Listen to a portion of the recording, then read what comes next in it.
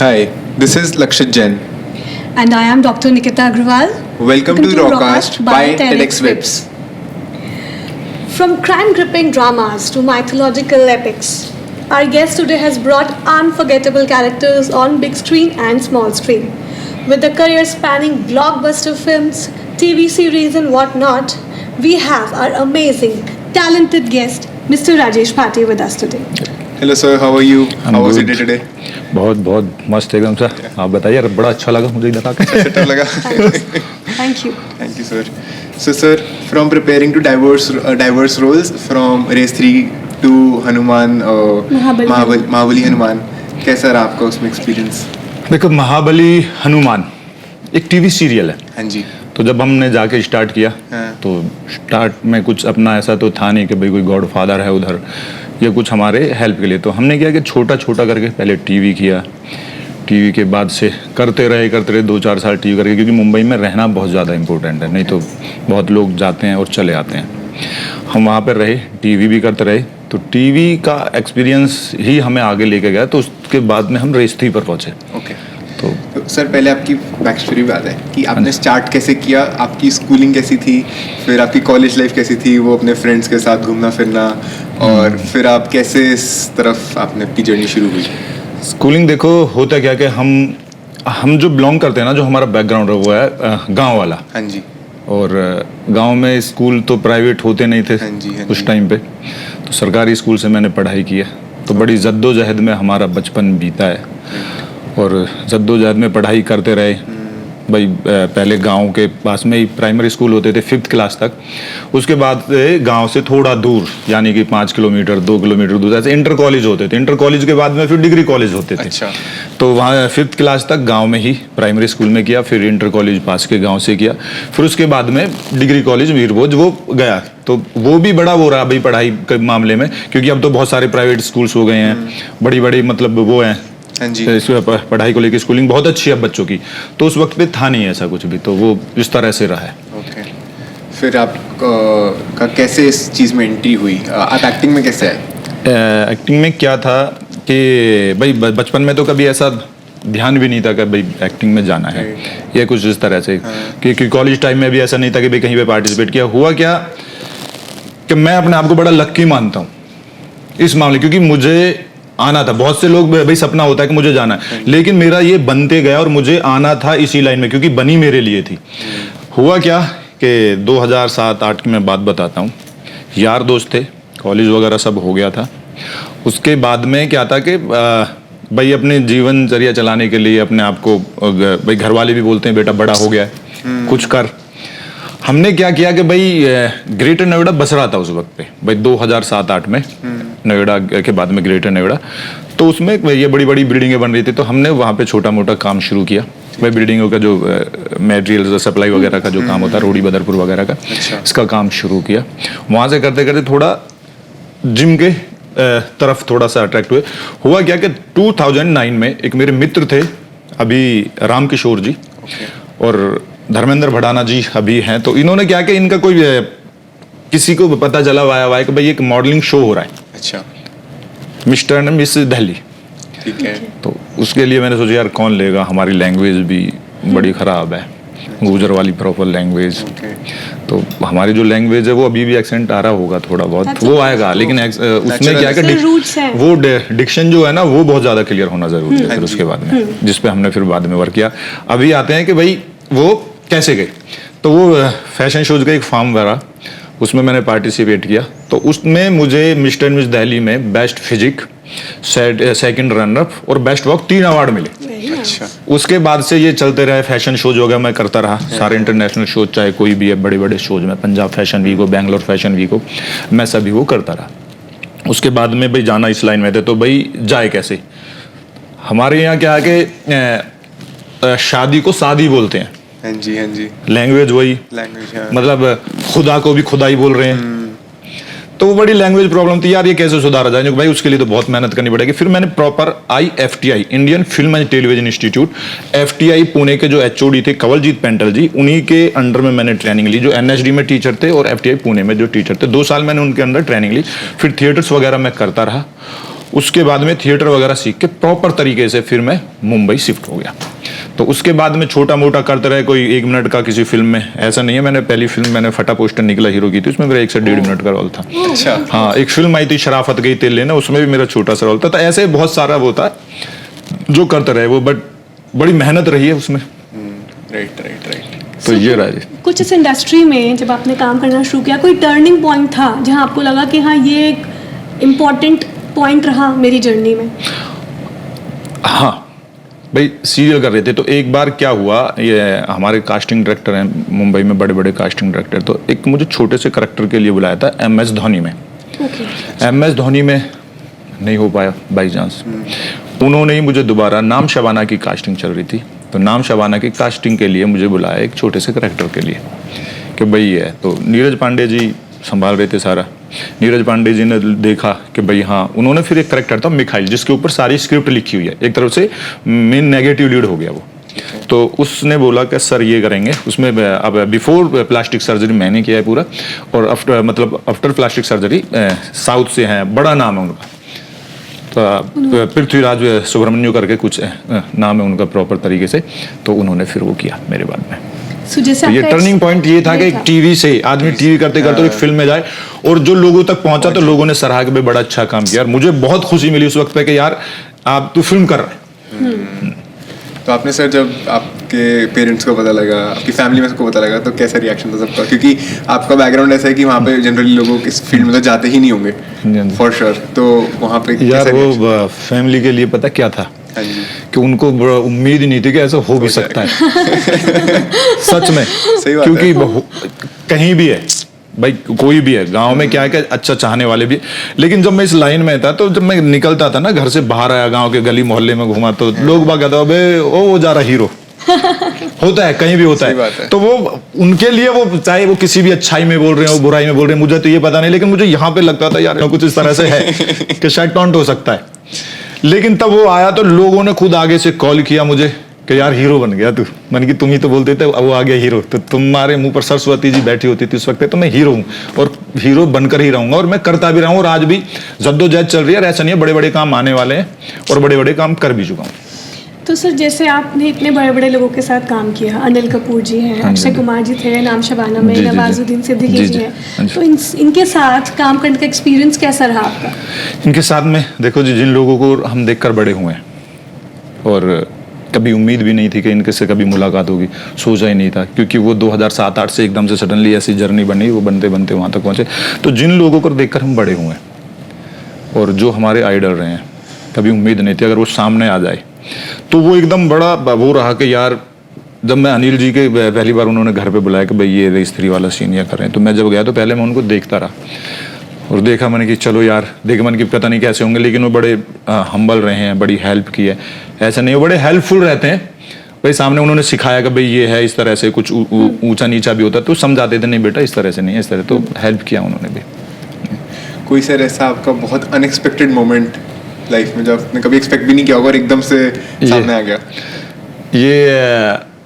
मैं ये फिल्म कर रहा था तब, नाम शबाना। हाँ जी। तो नाम शबाना के बाद में ये था कि भाई पता नहीं काम मिलेगा ये नहीं मिलेगा। तो वहाँ पे जुहू सर्कल के पास में एक मंदिर है, शनि मंदिर, तो वहाँ पे जाते हैं बहुत सारे लोग।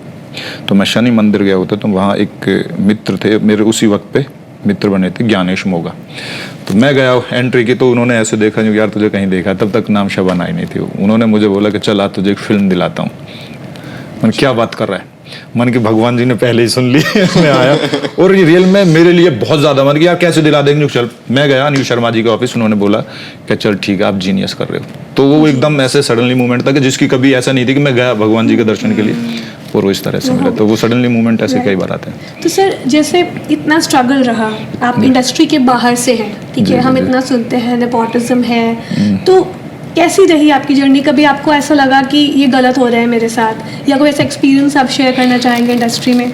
इंडस्ट्री में क्या है, सबसे पहले तो ये है कि भाई कोई भी है, मैं भी हूँ, आप लोग भी हैं। सबसे पहले तो भाई अपनी फैमिली को आगे करेगा, बिल्कुल फैमिली को आगे करेगा। अगर वो उस लायक नहीं है ऐसे भी बहुत लोग हैं कि जिनके बच्चे गए हैं और आज काम नहीं कर रहे हैं क्योंकि वो डिजर्व नहीं करते थे। रही बात उसकी नेपोटिज्म की, कि मैं इसको मानता नहीं। अगर आप डिजर्व करते हैं, अगर आप टैलेंटेड हैं, उस लायक हैं, तो छोटा मिलेगा, छोटे से बड़ा मिलेगा और उस बड़े से बड़ा मिलेगा। ये नहीं कि मिलेगा नहीं, अगर आप टैलेंटेड और डिजर्व करते हैं तो 101% मिलेगा।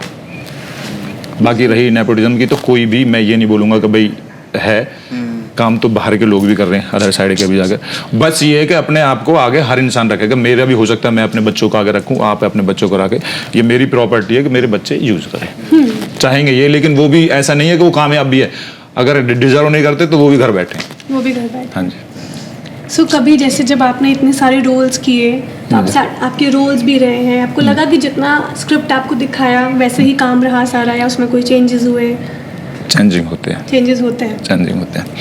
अब मान लो कि मुझे मिला और मैं किसी पर लगा कि भाई हाँ ये बड़ा मामला हो जाएगा, तो कोई भी है तो वो नहीं चाहेगा कि भाई ये कल का लड़का आके कुछ इस तरह से कर जाए।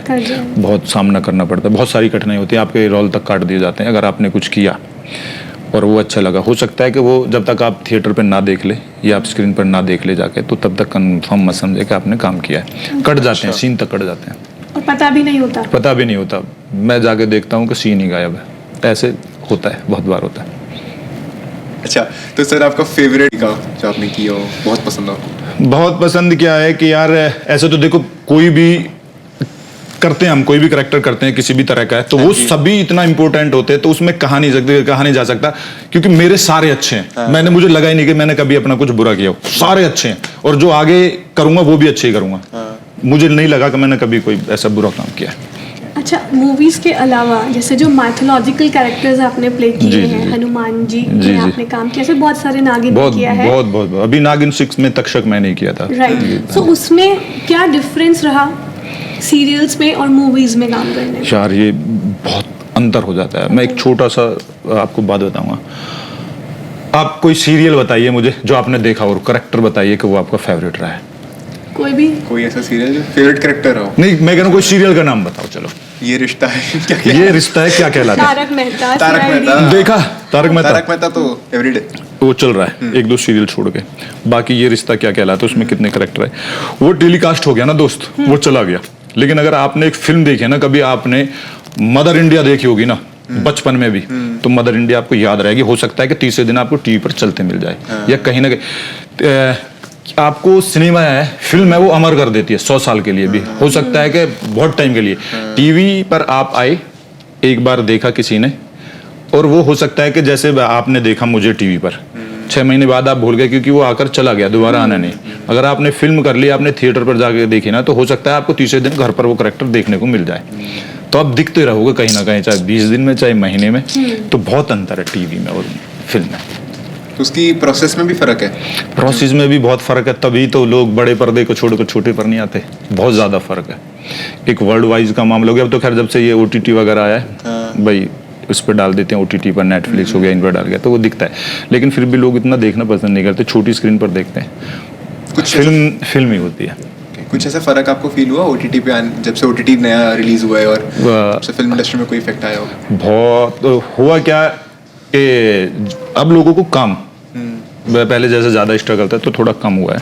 OTT की वजह से जो लोग टैलेंटेड थे और जिनको काम नहीं मिलता तब उनको काम मिल रहा था, OTT से 60% लोगों को अब काम मिल रहा है। तो बहुत अंतर हुआ, 60% लोग, बहुत अच्छा, बहुत ज़्यादा पॉजिटिव है। हाँ जी, अपॉर्चुनिटीज भी ज़्यादा, बहुत ज़्यादा। आपके सर कोई अपकमिंग प्रोजेक्ट्स जिस पे आप? अपकमिंग प्रोजेक्ट मेरी अभी वेब सीरीज आने वाली है, गैंग्स ऑफ गाजियाबाद।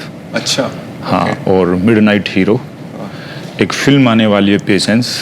एक फिल्म आने वाली है पंजाबी टिंकू की दुल्हनिया, और एक फिल्म आने वाली है केसर। उसमें PTI टीचर हूँ, एक मैं इंस्पेक्टर हूँ, एक मैं फिर इंस्पेक्टर हूँ पेशेंस में। और इसमें मनीष वाधवा गदर 2 वाले विलेन, और मैं मिडनाइट हीरो में 2 जोगी और एक लंबू नाम से करेक्टर है, नेगेटिव लीड एक तरह से। तो वो आने वाले 5 से 6 बड़े काम है सारे। इतना सब कुछ आप कर रहे हो, एक साथ कैसे मैनेज कर रहे हो? एक साथ मैनेज नहीं किया, ये बहुत टाइम लग गया। बहुत टाइम लग गया। अगर आप मैं बताता हूँ, होता क्या है कि पता नहीं, मैंने कहीं सुना था, मेरे मित्र ने बोला किसी ने कि कोई हॉलीवुड का एक एक्टर था, तो काम वगैरह नहीं था, और जब उसे एक फिल्म हुई और बड़ा हिट हो गया, बहुत बड़ा हिट हो गया, तो जब हिट हो जाएगा तो ऐसे ही बैठे थे, किसी एंकर ने पूछ लिया कि आप एक रात में इतने बड़े स्टार बन गए, आपको कैसे लग रहा है? तो वो थोड़ा साइलेंट रहा कुछ सेकंड के लिए, तो उसने जवाब दिया कि वो रात बहुत लंबी थी। तो ये एकदम से नहीं, ये बड़े टाइम से चल रहा है। और फिर उसके बाद आज जब आपके पास काम है, इतने सारे प्रोजेक्ट्स हैं, जी, तो वो हेक्टिक शेड्यूल बैलेंस कैसे होता है? बैलेंस किया जी, देखो जैसे अभी कॉल आया, अगर हमें पहले से ही कंफर्म है कि मेरा 4 महीने बाद से शूट है, मुझे पता है कि 4 महीने बाद से शूट है, तो उसमें क्या है कि फिर मैनेज करते हैं कि भाई उस टाइम की डेट नहीं, अगर उससे पहले की डेट है तो वो डेट फिक्स हो जाती है कि भाई हम उन 4 महीने में मैं बिजी हूँ। तो पहले पूछते हैं, कास्टिंग वाले भी पूछते हैं, कॉल करके पूछते हैं कि भाई आप उस डेट को फ्री है तो वो भाई हाँ फ्री है, जो सर वो डेट हमारे लिए उनके लिए वो डेट होती है, फिर उस डेट में हम कहीं काम नहीं कर पाते, तो फिर डेट फिक्स हो जाती है। फिल्म इंडस्ट्री का ऐसा कोई एस्पेक्ट जो बाहर के लोगों को नहीं पता? दूर से तो सब कुछ बहुत अच्छा लगता है, लेकिन जो हम लोगों को नहीं पता होता वो ये है कि बाहर के लोगों को ये लगता है कि आसानी से काम मिल जाएगा, आसानी से काम नहीं मिलता। नहीं मिलता। तो ये है। कोई और ऐसा मिथ जो हो, जो लोग अभी भी सोचते हो कि फिल्म लोगों को इंडस्ट्री लगता में है अगर घुस गए तो ये हो जाएगा, वो हो जाएगा, हाँ। इतना, बट एक्चुअली ये मिथ हो सकता है हर तीसरे आदमी के अंदर हो, हर आदमी अंदर से एक एक्टर है। अब मान लो कि जैसे मिथ होता है क्या है कि भाई आप बहुत खूबसूरत दिख रहे हैं, आप बहुत अच्छी बॉडी बना लिया है, सारा कुछ कर लिया, हमारे यहाँ बॉडी का चलन है, बॉडी मैंने भी बना रखी है, ऐसा नहीं है एक बॉडी का चलन है, लोग बॉडी बना लिया, आप खूबसूरत दिख रहे हैं, आप पहुँचे कि भाई शायद काम मिल जाएगा, मिलता ही नहीं दोस्त। आप कितने भी ज़्यादा खूबसूरत, आप कितने अच्छे हैं, अगर आप टैलेंटेड नहीं है, आपने सीखा नहीं है और आप पे कुछ आता नहीं है, एक्टिंग को बहुत बारीकी तरीके से सीखना होता है। ऐसा नहीं है कि गए और हो गया, कुछ नहीं, जब तक आप पर एक्ट आता नहीं है, ये आप उस लायक नहीं है, ये आप डिज़र्व नहीं करते हैं, ये आपने कुछ किया नहीं है, तो आपको काम मिलेगा नहीं, आप चाहे कोई भी है, चाहे आप पीएम के बेटे हैं, चाहे सीएम के बेटे हैं, चाहे किसी आईएएस के बेटे हैं, तो काम मिलना नहीं। एंट्री हो जाएगी, लेकिन उसके बाद आपका एक मिल जाएगा, एक चांस मिल जाएगा, चांस आप, मैं वही तो बोल रहा हूँ, अगर आप उस एक में कमाल कर दिया तो फिर आपने कमाल ही कर दिया दोस्त, फिर मिलता है। आपका अब तक का फेवरेट रोल क्या रहा है? फेवरेट रोल तो मैं अभी बताया कि वो तो सारे रहे हैं, बट मैं बता देता हूँ कि अभी मैं एक फिल्म कर रहा था, वो बंद हो गई लॉकडाउन की वजह से, पप्पू पनौती। पनौती लगी, नाम ही ऐसा था।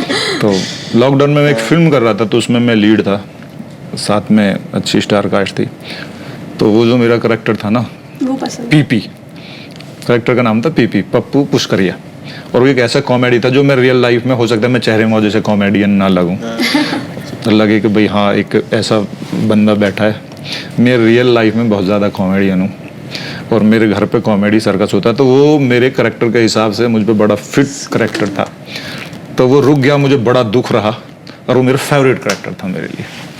अच्छा, आपका फेवरेट मूवी स्टार कौन है?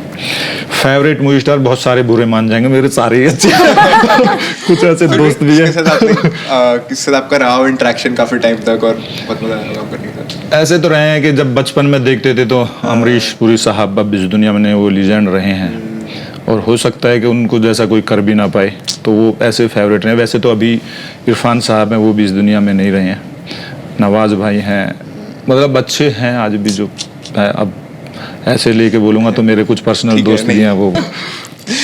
ठीक है। तो सर जैसे आपने बताया बहुत फनी आपका रहता है सबके साथ, तो कोई ऐसा बहुत फनी मोमेंट सेट पे रहा हो कि हंस के पागल हो गए? वो सेट पर तो मैं बोल रहा हूँ ऐसा रहता ही, अगर मैं बैठा हूँ ना कहीं पे दोस्त, अभी जैसे देख भी रहे होंगे, उनको ये रियलाइज होगा हाँ मेरे लिए बोला जा रहा है। अगर मैं सेट पर रहा हूँ तो बहुत कम लोग, अगर हम एक के पीछे पड़े ना तो वो बैठा ही नहीं अगले दिन आके, तो हम एक दो लोग बैठे, तो वो तो रहता है। फिर गया, मान लो कि आप आज से पहली मुलाकात है, हो सकता है मैं मिलूँ ना, हो सकता है तू भी मेरे पास ना बैठा के सर कुछ ऐसा बोलेंगे। ये होता है ऐसा। ठीक है, ओके। कोई ऐसा रोल जो आपको ये लगा कि मेरे से सबसे ज्यादा बातें इस रोल को लेकर हुई हैं? सबसे ज़्यादा इस बात से लेकर हुई है इस, अभी क्या कि कई बार ऐसा होता है कि भाई अभी मैं जैसे ये कर रहा था मिडनाइट हीरो, तो मैं कुछ और करने वाला था, तो मैं उसमें एक इंस्पेक्टर करने वाला था, लेकिन हालांकि मैंने 2 पहली फिल्में गैंग्स ऑफ गाजियाबाद में और अभी जो पेशेंस में मैंने इंस्पेक्टर कर लिया था, तो उसको लेकर भी चर्चा चलती थी कि भाटी को डालते हैं इसमें, लेकिन मैंने नहीं यार कुछ डिफरेंट करना है। सेम उसमें। हाँ, तो फिर मैंने एक ऐसा करेक्टर बनाया मिडनाइट हीरो के लिए जो मेरा खुद का बनाया हुआ है।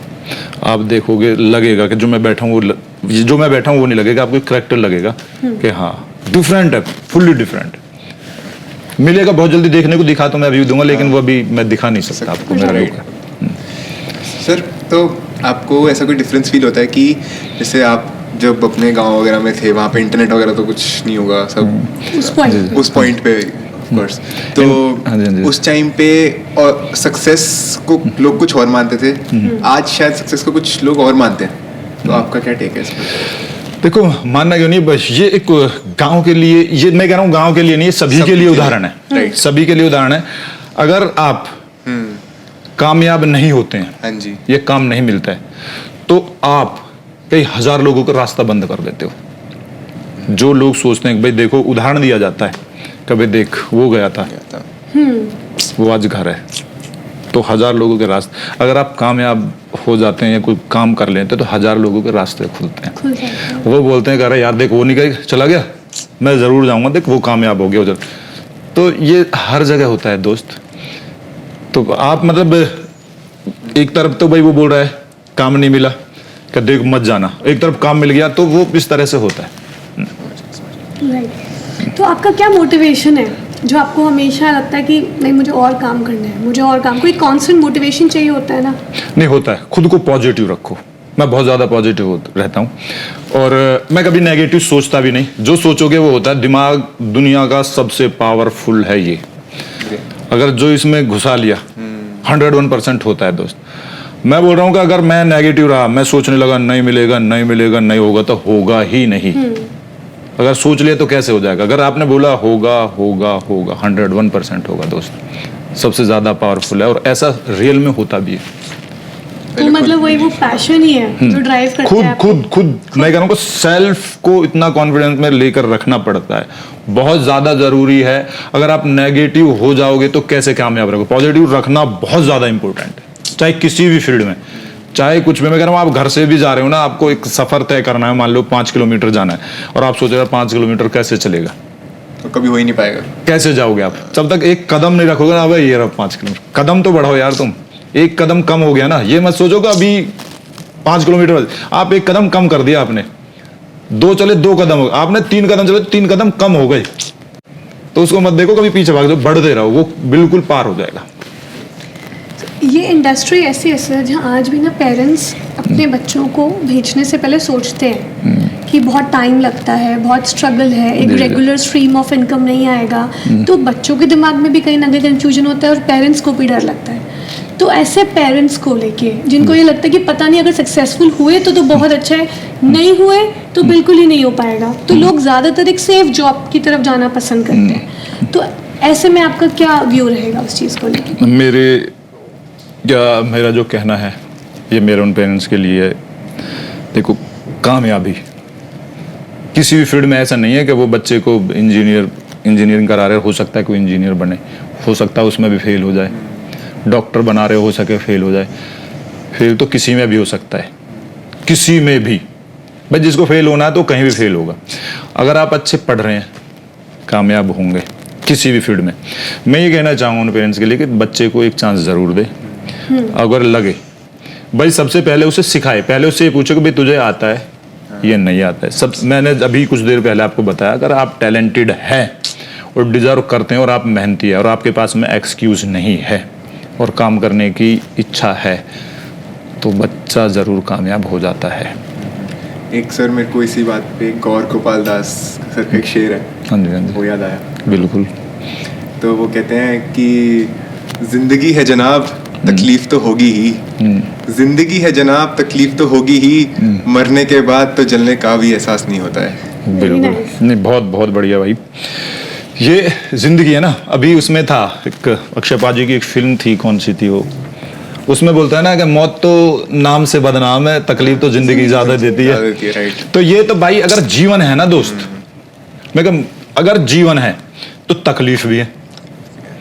मैं कह रहा हूँ जब मर गया तो उसे एहसास ही क्या रहा भाई, जब इस दुनिया में उसका है ही नहीं कुछ भी, बिल्कुल ब्लैंक है। जब तक शरीर में जान है, ये तो एहसास भी तभी होगा। तभी होगा। तो ये उन्होंने बहुत अच्छा लिखा है, बहुत अच्छा आपने याद दिला दिया मुझे भी। तो कोई मंत्र है आपका जिसको देख के आपको लगता है कि हाँ ये एक चीज़ है, अपार्ट फ्रॉम कि आप पॉजिटिव रहने की, वो एक जनरल चीज़ हो गई, कोई और चीज़ है जो आपको लगता है कि ये मेरी लाइफ का मंत्र है, इसको दिमाग में रख के मैं आगे बढ़ता हूँ? बस पीछे मुड़ कर नहीं देखना और बीते हुए पल को याद नहीं करना। जो बीत गया उस पर कभी विचार नहीं करें, क्योंकि वो बदला ही नहीं जा सकता। क्योंकि वो बदला नहीं जा सकता। That's true. तो आपकी इंडस्ट्री में सर जैसे कौन कौन और फ्रेंड्स हैं, आप अगर बता सकते हैं तो? अभी तो बहुत सारे फ्रेंड, अब तो इतने बड़े बड़े, चाहे शेट्टी साहब है, सुनील शेट्टी साहब है, विजय राज है, राजपाल यादव है, मुकेश तिवारी जी हैं, धर्म भड़ाना जी हैं, ऐसे तो बहुत सारे हैं। मतलब अब तो आधी सी इंडस्ट्री जानने वाले। So, जब आप इन लोगों से मिलते हैं ऑन स्क्रीन ऑफ स्क्रीन, क्या डिफरेंस लगता है? अब जो खास हैं वो ऑफ स्क्रीन भी ऐसे ही मिलते हैं और ऑन स्क्रीन भी ऐसे ही मिलते हैं। तो ये मैं ये बोल रहा हूँ, अगर आप किसी से दोस्ती करते हैं ना, तो दोस्ती ऐसे करो कि अगर आपकी लड़ाई भी हो जाए ना, तो जब भी कभी सामने मिले ना, तो ऐसे खोल के मिले, मेरा भाई, मेरा दोस्त, इस तरह से रखो। तो मैं ऐसे ही करता हूँ। राइट। कोई एक जैसे आपने अभी तक की लाइफ में पूरी अपनी लाइफ जर्नी हम लोगों से शेयर की, राइट? तो कोई ऐसी बात आपके पेरेंट्स की जो आपको हमेशा, आप में बहुत दिल के करीब रही, आपको हमेशा याद रहती है? देखो, किसी भी फैमिली में घर से दूर रहना, मैं बोल रहा हूँ कि भाई मेरे बच्चे हैं या मेरे वो हैं, तो जब दूर जाता है ना, तो दिल पे बड़ा पत्थर रखना पड़ता है। तो फैमिली से दूर रहे हैं, मैं भी रहा हूँ फैमिली, तो मुझे यही रियलाइज़ होता है, जैसे कोई पूछता है, बड़े भैया हैं भाई, केयर टेक किया उन्होंने पूरे घर का, मैं वहाँ चला गया मुंबई, 3-3 महीने में आना हो रहा है, 4-4 महीने में आना हो रहा है, उन्होंने किया। तो होता क्या है कि मुंबई जब मैं चला गया तो घर संभालने वाला भी चाहिए, तो उस फैमिली का बड़ा योगदान रहा है। अगर मुझसे जैसे कोई पूछता है ना कि भाई कामयाबी के पीछे, अगर आपकी फैमिली आपके साथ है ना, वो भी बहुत ज़्यादा इंपॉर्टेंट। मैं कह रहा हूँ कि मैं वहाँ और मुझे बुला लिया जाए कि भाई मम्मी की तबीयत ख़राब है, बच्चों की तबीयत ख़राब है, भैया की तबीयत ख़राब है, तो आप कैसे करोगे? तो फैमिली में बड़े भैया ही हैं और भगवान ही है मेरे लिए। तो उन्होंने बहुत कुछ किया है और आज भी उन्हीं के दम पर मैं मुंबई में हूँ। नहीं, मुझ पर जिम्मेदारी डाल दी जाएंगे ना, इन कंधों पे बहुत बोझ आ जाता है। एक वो प्रेशर नहीं होता, एक फील होता है कि हाँ बैक में कोई है जो संभाल रहा है। बिल्कुल, मैं फ्री रहता हूँ, जो चिंता फिर। अच्छा, हमने सर एक चीज़ देखी कि आप म्यूज़िक से भी काफ़ी इन्वॉल्व हैं म्यूज़िक इंडस्ट्री में, तो वहाँ पे आपका इंटरेस्ट कैसे डेवलप हुआ और आपको क्या? देखो, म्यूज़िक का क्या होता है दोस्त, सभी को पसंद है, एक थेरेपी होती है। और अभी अगर कोई डिप्रेस्ड है, म्यूज़िक तो थेरेपी होती है और सुकून होता है। परेशान है कोई भी, अगर मुझे रियल में मुझे कभी ऐसा लगता है ना, आपको यकीन नहीं होगा, जब मैं सो के उठता हूँ ना और आंखें मल रहा हूँ, तो हो सकता है कि मैं गाना बजा के डांस करते हुए बाहर निकलूं। तो वो थेरेपी होती है, आपको पॉजिटिविटी की तरफ लेके जाता है। ऐसा तो नहीं है कि आप प्यार के डिप्रेशन में आप सुन रहे हो कि ये दुनिया, ये महफिल मेरे काम की नहीं, तो फिर आप डिप्रेशन में चले जाओगे। तो पॉजिटिव उसमें रहना बहुत ज्यादा। तो म्यूजिक भी मतलब एक तरीका है आपका लाइफ को, मैं बोल रहा हूँ यार, म्यूजिक एक थेरेपी है खुश रहने के लिए, आपको डिप्रेशन से निकालने के लिए। ये जो आता है ना, जब अच्छा म्यूजिक हो तो सुकून मिलता है दोस्त। नहीं, म्यूजिक भी डिफरेंट बहुत मूड चेंज करता है म्यूजिक, बहुत ज्यादा। आपकी सर कोई ऐसी वेकेशन, फैमिली वेकेशन या कोई ऐसी जगह जो आपको बहुत पसंद हो जाना? यार मुझे जो ना पहाड़ों में जाना बहुत पसंद है, जहाँ बर्फ पड़ रही हो और खुद ड्राइविंग करके अच्छे ऐसे टेढ़े मेढ़े रास्ते से होकर जाना। इतने बड़े बड़े स्टार्स के साथ में आपने काम भी किया है और बहुत सारे और लोग हैं जिनके आपने रोल्स देखे होंगे। जी जी, राइट। जैसे हम हॉलीवुड की बात करें तो हम बोलते हैं कि हीथ लेजर का जो काम था जोकर में, वो एकदम ऐसा है कि बस सेट अपार्ट था। ऐसे बॉलीवुड में भी लोगों ने बहुत ऐसे ऐसे रोल्स किए हैं। तो ऐसा आप कोई रोल मानते हैं कि ये एक एक्टिंग का पीक है, कि अगर ऐसा मैं परफॉर्म करना चाहता हूँ कि कोई? मैंने बताया था अभी थोड़ी देर पहले ना, ये हमारे भाई थे इरफान खान साहब। तो वो बड़े मतलब वो नेचुरल एक्टर थे, और जो भी चेंज हुआ है बॉलीवुड में सडनली, तो उनके बाद से नेचुरल एक्ट का तरीका है, तो बहुत नेचुरल रहते थे, तो उनसे सीखने को मिला। तो वो आइडल भी रहे और मुझे लगता है भी कि उनकी तरह कुछ नेचुरल कर पाए, तो वो है। अच्छा, एक छोटा सा रैपिड फायर करें हम, जी। ठीक है? ओके। एक ड्रीम रोल जो आपने अभी तक प्ले नहीं किया, बताएं जल्दी जल्दी। ड्रीम रोल वही एक साइको करेक्टर, साइको ठीक है। कैरेक्टर, ठीक है। एक स्किल एक्टिंग के अलावा जो आपको लगता है कि मैं अच्छा करता हूँ? कॉमेडी। कॉमेडी, ठीक है। आपके फेवरेट को स्टार? इरफान साहब। इरफान साहब। एक कोट जो आपको हमेशा मोटिवेटेड रखता है? आगे मतलब पीछे मुड़ के नहीं देखना। नहीं देखना। कोई एक ऐसी मूवी या कोई शो जो आपको हमेशा देखना पसंद है, आप कभी भी देख सकते हैं? Comedy circus. कॉमेडी सर्कस, ठीक है। कोई एक ऐसा स्नैक जो आपको शूटिंग करते टाइम बहुत पसंद है? कुछ भी, मेरा एक मील होता है, जैसे शेक है मेरा, बनाना शेक टाइप में, बनाना नहीं उसमें बनाना हो और कुछ स्प्राउट्स वगैरह डाल के वो। हाँ। ठीक है। कोई फेवरेट स्वीट डिश? मैं मीठा बहुत खाता हूँ, कुछ भी चलता है मीठे में। कुछ भी चलता है। हाँ। ठीक है। एंड फेवरेट वेकेशन आपको कहाँ पसंद है? पहाड़ों में मैंने बताया आपको। हाँ जी। राइट। फिल्म इंडस्ट्री की सबसे अच्छी और सबसे खराब बात? सबसे अच्छी बात कि किसको अपना ले और पता नहीं किसको छोड़ दे। किसको छोड़ दे? हाँ। राइट। नाइस। ओके। कोई ऐसी चीज़ जो आप हमसे खुद से शेयर करना चाहेंगे? देखो, शेयर तो कि आपका थैंक्स मेरे लिए कि आपने बुलाया और इस लायक समझा, तो आपका आभारी हूँ मैं। इससे ज़्यादा क्या होगा।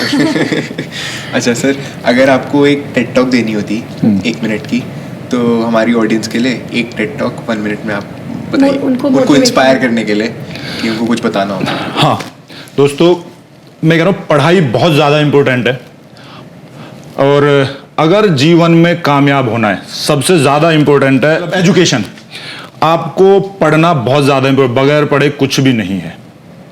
तो मैं यही बोलूँगा कि एजुकेशन सबसे ज़्यादा इम्पोर्टेंट है लाइफ में। So even though he is an actor, still focusing on the importance of the education. So ये बहुत इंपॉर्टेंट है हमारे लिए कि हम ध्यान रखें, पैशन परस्यू करना ज़रूरी है, बट पैशन के साथ में एजुकेशन भी इक्वल इम्पोर्टेंट है। मैं वही बोल रहा हूँ कि अगर आप कुछ भी करना चाहते हैं, मतलब एक्टर भी बनना चाहते हैं, तो सबसे पहले आपकी एजुकेशन कंप्लीट होनी ज़रूरी है और बहुत ज़्यादा ज़रूरी है। अगर आपने एजुकेशन नहीं किया है तो कोई एंटरटेन ही नहीं करेगा। आप बाहर भी जाएंगे तो डिग्रियाँ चाहिए होती है। आप इंडिया, हो सकता है कि अब वीज़ा के साथ साथ में आपकी डिग्रियाँ भी लगने लगे, तो इसलिए बहुत ज़्यादा इम्पोर्टेंट है। Thank you so much sir कि आपने हमें इतना इम्पोर्टेंट अपने शेड्यूल में से हमारे लिए टाइम निकाला, एंड हमारा ऑनर है कि आप यहाँ पर आए और हमारे साथ में इतनी बातचीत की। बिल्कुल बिल्कुल, मैंने तो खुद आपके लिए थैंक यू बोला है कि मुझे इस लायक समझा। मैंने बहुत बहुत अच्छा लगा सच में। This is Lakshit Jain and I am Dr. Nikita. We are signing off From Rockcast TEDx Webs. Thank you so much.